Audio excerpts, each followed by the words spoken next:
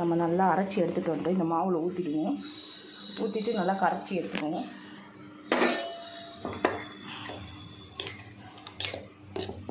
இப்போ இதோடு சேர்த்து இந்த காயெல்லாம் ஆட் பண்ணிடுவோம்.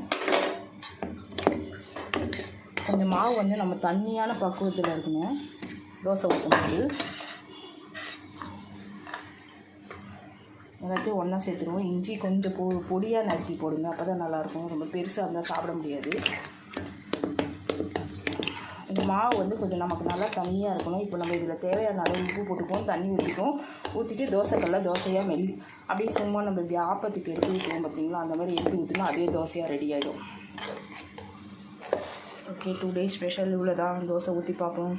மாவு ஜவ்வரிசியும் அந்த பச்சரிசி, உருளைக்கிழங்கு, கேரட்டு, பச்சை மிளகாய், கருவேப்பிலை இதெல்லாம் போட்டு ரெடி பண்ண இந்த மாவு நம்ம இப்போ தோசை ஊற்றியாச்சு. இது நல்லா கொஞ்சம் ஃப்ரை ஆகட்டும். நல்லா